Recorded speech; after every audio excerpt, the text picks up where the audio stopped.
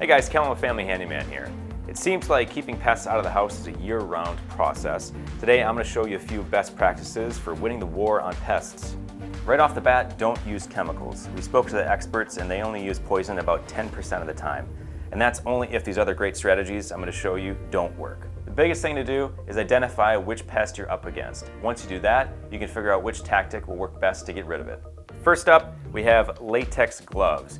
Yes, they protect your hands when you're using chemicals, but they also keep your smell away from pests because they are very sensitive to smells.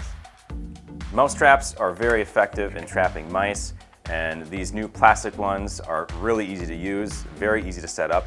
You just pop it open like that, and once it traps the mouse, it closes, and you don't even have to touch it. You just drop it right in the trash. A good thing to remember when you're setting mouse traps, double that number up. If you think you have 2 mice, don't set 2 traps. Set 4, because that'll ensure you get rid of the mouse problem.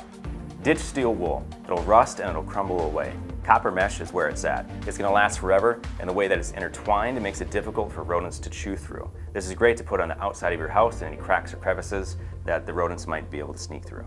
Expanding foam is another great way to fill cracks or crevices on the exterior of your house that rodents might sneak through. You can go ahead and just use a regular version like this. You don't need to use a pest-specific version because it's not good for pets and kids. It has chemicals in it.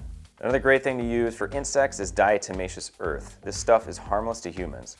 Here's how it works. When insects like bed bugs or ants crawl over Diatomaceous Earth, this abrasive powder scratches off the waxy layer of their exoskeleton. The bugs then dehydrate and they die. If you do end up needing an exterminator, make sure you ask some good questions, like how are you going to identify the pests? What methods of removal do you use? When do you decide to resort to chemicals? So those are just a few pest control tips. Remember, pest control is not an instant result process. You have to be consistent and it might take some time. So for more great pest control tips, head to FamilyHandyman.com.